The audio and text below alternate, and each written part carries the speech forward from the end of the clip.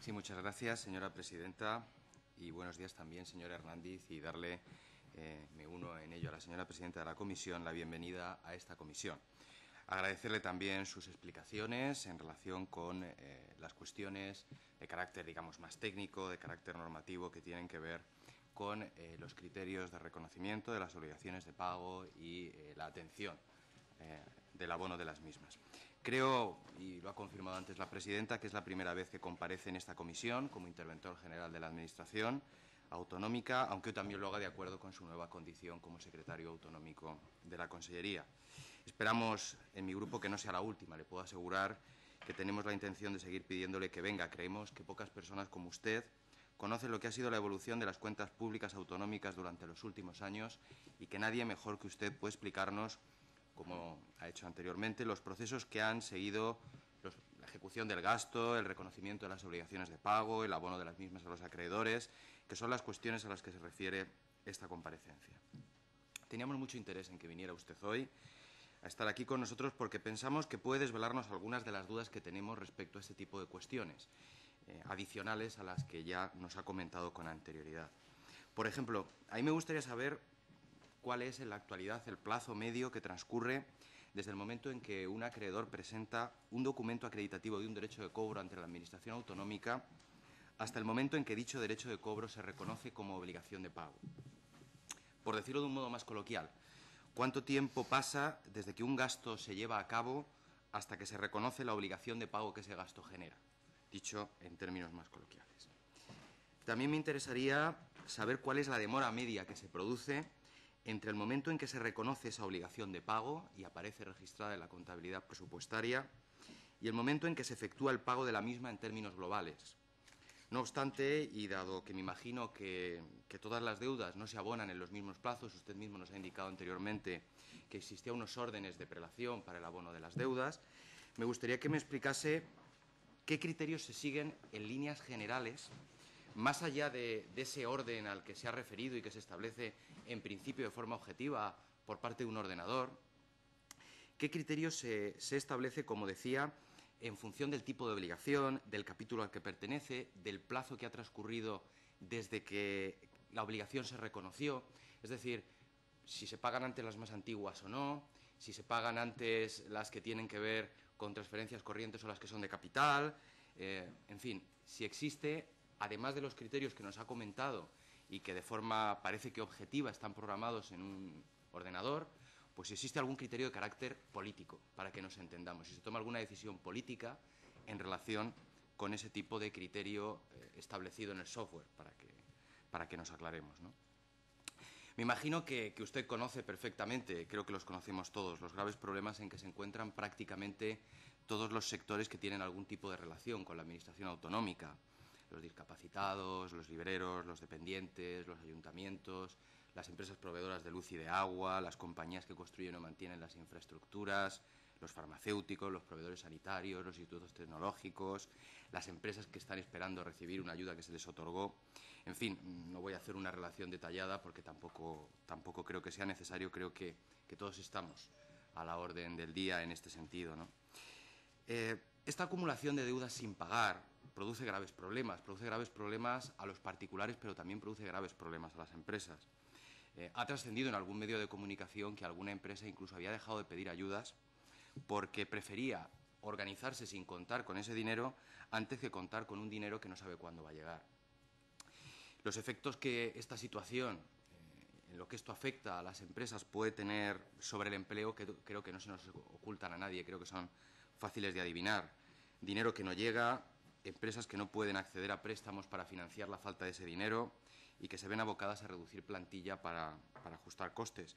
Y si se trata de autónomos que no tienen plantilla, pues a veces eso lo que acaba provocando es el cierre de la propia actividad del autónomo o del profesional.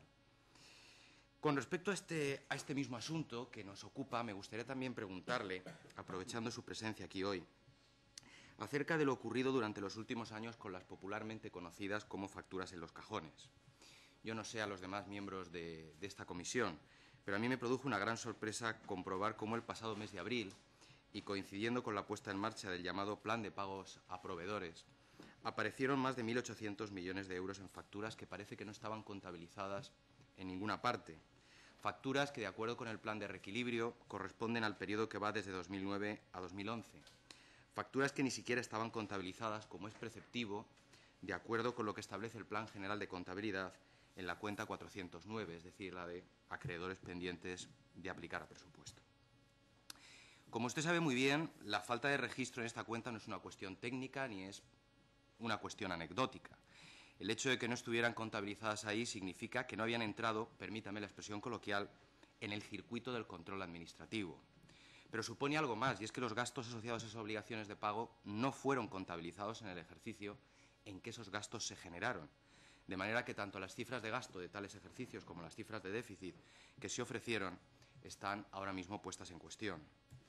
Ni siquiera podemos fiarnos de las cifras que se han ofrecido en términos de contabilidad nacional, y esto se debe a que, como usted sabe muy bien, la falta de registro en la cuenta 409 impide que, al efectuar los ajustes en la contabilidad nacional, esos gastos se incorporen a la cifra de déficit en términos de contabilidad nacional. De hecho, uno de los ajustes que se hace para pasar de las cifras presupuestarias a las cifras de contabilidad nacional es añadir los gastos pendientes de aplicar a presupuesto. Así que acaba resultando que, mientras se decía en 2009 y 2010 que se estaban consiguiendo no sé qué ahorros de gasto y no sé qué frutos de los planes de austeridad, estaban quedando centenares de millones de euros en facturas que parece que no estaban contabilizadas. Por concretar un poco, cuando en la cuenta general del 2009 se nos dice que el gasto no financiero aumentó en aquel ejercicio en 1.475 millones de euros, podemos legítimamente preguntarnos cuánto habría crecido si se hubieran incluido las facturas que no estaban contabilizadas como pendientes y cuál habría sido el déficit que habría resultado. Y de la misma manera podríamos preguntarnos si los 558 y 230 millones de euros en que se dijo que se había rebajado el gasto en 2010 y 2011, respectivamente, y que se vendieron a bombo y platillo como el resultado de la política de austeridad, no esconden en realidad, detrás de ellos, nuevos crecimientos del gasto, fruto de una política que en aquellos años prefirió dedicarse al escaparate, prefirió recurrir al victimismo, antes que dejar de gastar en lo menos necesario cuando ya estaba claro, en 2010 y en 2011, la profundidad de la crisis en que vivíamos. Tampoco quisiera dejar pasar esta cuestión sin plantearle directamente algo que me preocupa mucho y que tiene que ver con las responsabilidades. Porque cuando conocemos que más de 1.800 millones de euros se habían dejado de registrar en la contabilidad, allí donde es preceptivo, no podemos dejar de preguntarnos quién o quiénes son los responsables de ellos. ¿Son los funcionarios? ¿Son los técnicos? ¿Son los gestores políticos? ¿Quién o quiénes decidieron que esos gastos no se debían registrar de acuerdo con lo establecido en el Plan General de Contabilidad Pública en la cuenta 409? Me imagino que podrá arrojarnos alguna luz al respecto. Creo que es necesario que estas preguntas tengan respuesta, porque no basta con asumir los errores que pueda haber habido o tratar de buscar soluciones a esos errores. Creo que es importante saber quiénes son los responsables, ya sea por acción o sea por omisión.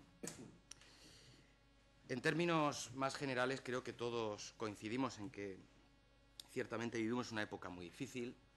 Creo que coincidirá conmigo en que no podemos consentir que muchos ciudadanos asistan atónitos a episodios lamentables relacionados con la gestión de los recursos públicos, que son los recursos de todos. Y durante los últimos años los valencianos y las valencianas hemos podido comprobar, desgraciadamente, cómo con demasiada frecuencia asuntos relacionados con la gestión de los recursos públicos acaban ofreciendo titulares bochornosos y acaban también con demasiada frecuencia en manos de los tribunales.